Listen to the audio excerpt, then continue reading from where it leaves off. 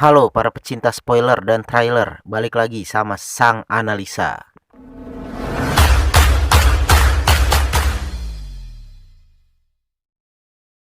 Oke kawan, kali ini Sang Analisa bakal ngebahas film dari Indonesia. Kenapa bahas film ini? Karena jarang banget Indonesia ngeluarin film bergenre trailer begini. Jadi langsung aja, film Affliction 2021. Let's start now. Awal cerita, kita langsung disajikan dengan seorang wanita tua yang menyeset lehernya dengan sebuah karter. Dia adalah ibu dari Nina, dan Nina ini adalah istri dari lelaki bernama Hasan. HP terus. Enggak lah bu, HP. Hasan adalah seorang psikolog. Anak adalah generasi penerus bangsa yang membutuhkan perlindungan dan perhatian secara khusus karena fisik dan mental anak di usia yang masih muda masih belum stabil. Jika tidak dijaga dan diperhatikan secara positif, maka akan berdampak negatif terhadap perkembangan anak. Mereka berdua hidup bahagia dengan mempunyai dua orang anak bernama Tasya dan Rian. Tasya mempunyai kepribadian seorang remaja milenial yang hidupnya selalu dengan handphone. Sedangkan Rian anak kecil yang gemar menggambar. Nina terus bersedih atas meninggal ibunya. Dia selalu menyalahkan dirinya, tapi Hasan memberitahukan bahwa itu adalah takdir. Dan ternyata ibu Nina sudah sering melakukan hal bunuh diri beberapa kali. Nina pun menceritakan hal aneh. Hari sebelum ibunya meninggal, ketika dia sedang asik mengobrol dengan ibunya di ruang makan, dia diperlihatkan sosok yang mirip sekali seperti ibunya itu sedang berdiri, memperhatikan mereka. Dan keesokan harinya, ibunya pun bunuh diri. Hasan menangkis semua itu karena sedari awal memang Hasan tak pernah percaya hal-hal yang berbau goib. Setelah perbincangan itu, Hasan lekas pergi untuk bekerja. Dan saat Nina baru kelar mengerjakan sholat, ia mendengar suara pintu rumah yang terbuka dengan kerasnya.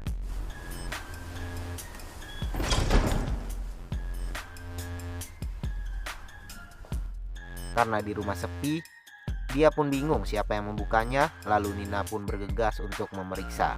Nina pun kaget melihat sosok perempuan berpenampilan desa sudah berdiri di ruang tamu. Perempuan itu bernama Narsih. Saya Narsih. Saya yang bantu merawat bunda di kampung. Narsih pun menceritakan dia adalah pengasuh bundanya Hasan. Dan dia datang untuk meminta izin resign. Sudah tak bisa mengasuh bunda lagi karena penyakitnya yang aneh. Nina pun kaget karena setahu dia Hasan sudah tak punya siapa-siapa lagi. Sekian pun berganti saat Hasan, Nina, dan kedua anaknya makan malam. Nina membahas tentang kedatangan Narsih dan mengajak Hasan untuk menjenguknya. Tapi Hasan malahan marah dan meninggalkan ruang makan. Nina pun terus membujuk Hasan karena dia tak mau Hasan merasakan hal yang sama seperti dirinya kehilangan ibunya. Liburan sekolah pun tiba. Hasan dan keluarga pun berencana menjenguk sekaligus menjemput ibunya untuk tinggal di kota bersama. Tibalah mereka di rumah bunda, tapi tak ada siapa-siapa. Saat Hasan dan Nina sedang mencari bunda, mereka melihat bunda sedang di belakang rumah, kebingungan menodongkan pisau ke arah pohon. Hasan pun menghampiri bundanya, dan bundanya pun akhirnya tenang.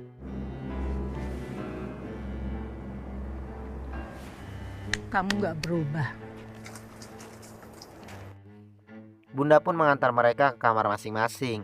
Bunda memberitahukan Nina arah kiblat, yaitu pohon yang bunda todong tadi. Emang kamu tahu arah kiblat? Belum. Itu arah pohon.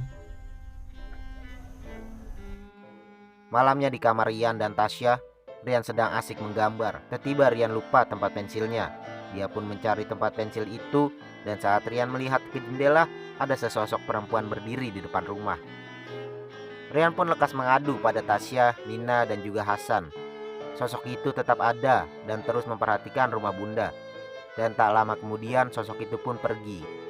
Setelah kejadian itu, malamnya Hasan tidak bisa tidur. Dia menghampiri bunda dan tidur di sampingnya. Ojo mana, ojo pijar nangis. Keesokan harinya, saat Hasan dan Nina bangun, ternyata makanan sudah siap. Hasan bertanya kapan Bunda masak. Bunda bilang dia bangun sudah dari pagi sekali, dan itu setiap hari. Hasan menjelaskan tujuan untuk mengajak Bunda ke kota, tapi Bunda bersikeras menolaknya. Bunda menanyakan kerjaan Hasan. Nina menjawab bahwa Hasan adalah psikolog anak, tapi Bunda malah tertawa lebar mendengar itu. Kamu psikolog anak?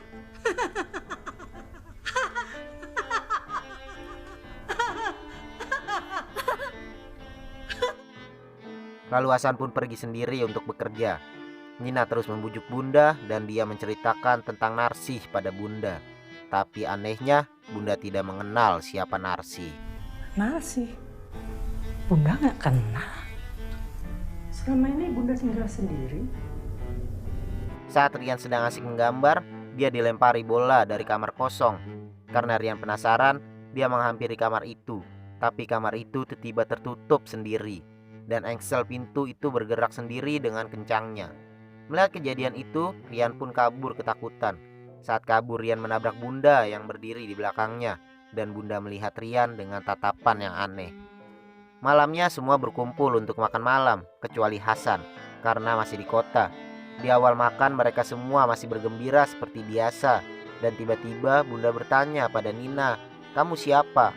Sontak Nina kaget, dan Bunda tiba-tiba juga mendengar sesuatu yang terdengar aneh, suara Arakiba, Arakiba, dan Bunda mengulang suara itu terus-menerus. Arikiba,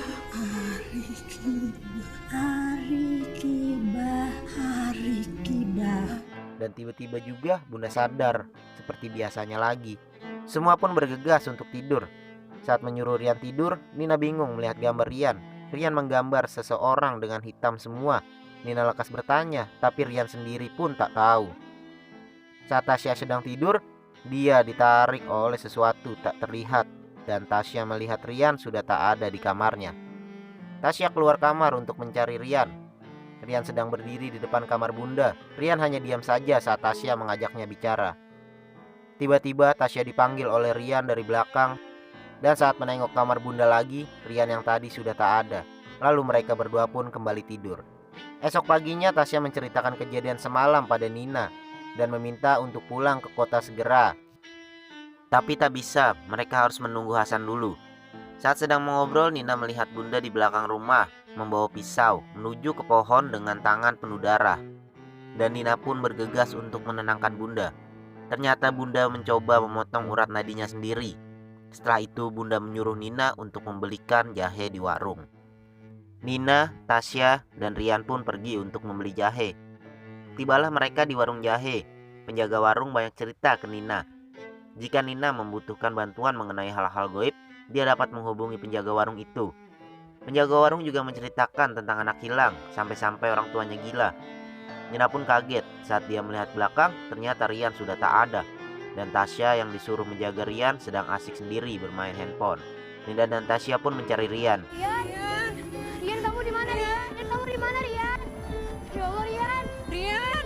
Untung saja Rian ketemu sedang duduk di sebuah gang. Nina pun memarahi Rian. Pada saat bersamaan lewatlah Narsih, dan Nina melihat itu. Karena penasaran, akhirnya Nina pun mengikuti Narsih. Tibalah Narsih di sebuah rumah tua, tempat sosok wanita yang terlihat gila. Narsih dan wanita itu pun pergi, tapi Nina tidak mengikutinya. Nina malahan masuk ke rumah perempuan gila itu, dan di dalam rumah itu terlihat banyak tempelan tentang berita anak hilang. Jadi yang dimaksud penjaga warung tadi adalah ibu ini. Nina pun mengambil satu buah tempelan berita itu dan pergi. Di rumah, Bunda bilang pada Nina bahwa Hasan tak pantas jadi seorang psikolog anak, dan itu membuat Nina kaget. Malamnya, saat Nina sedang tertidur, lehernya seperti ada yang mencekik. Lantas Nina langsung terbangun dan keluar dari kamar. Lalu saat lihat jendela, Nina melihat sosok anak kecil sedang berdiri, dan Nina pun menghampiri anak kecil itu. Tapi pas sudah dekat, Nina malah ketakutan dan kabur, lalu masuk. Dan di saat bersamaan juga Hasan sudah ada di rumah. Nina pun menceritakan semua kejadian yang ia alami pada Hasan.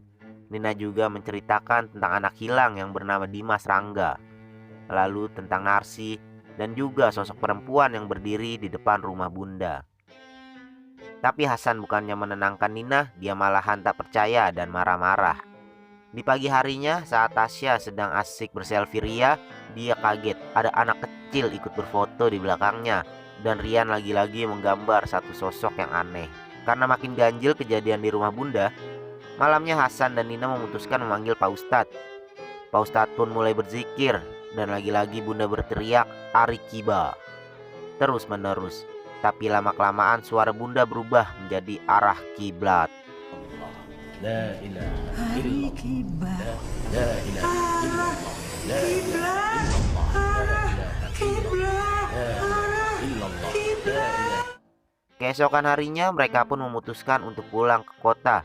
Tapi saat ingin membangunkan Bunda, Nina kaget. Bunda sudah tak bernyawa. Sambil memegang pisau di tangannya dan urat nadinya sudah terpotong penuh darah. Semua orang bersedih atas kejadian itu.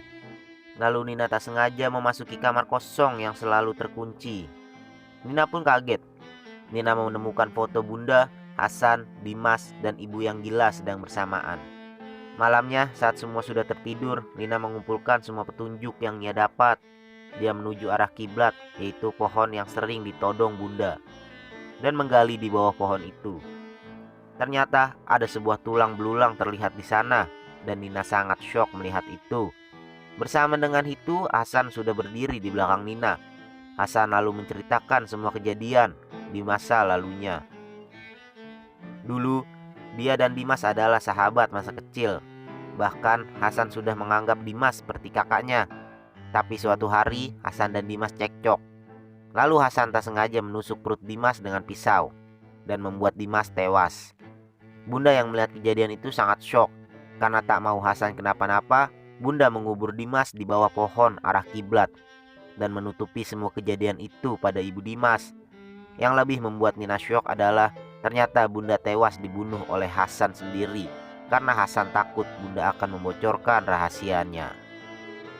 Mendengar penjelasan Hasan, Nina syok tak percaya, hampir seperti orang gila. Dia masuk ke dalam rumah dan tiba-tiba Hasan memukul kepala Nina sampai pingsan. Setelah itu Hasan ditongoli hantu Dimas dan juga pingsan. Nina terbangun dan melihat Hasan tergeletak di sampingnya. Buru-burulah Nina membangunkan Tasya dan Rian untuk segera pergi. Tapi saat ingin pergi, Hasan terbangun dan mencekik Nina. Hampir saja Nina tewas dibunuh oleh Hasan. Tapi kesadaran Hasan berontak karena mencintai Nina.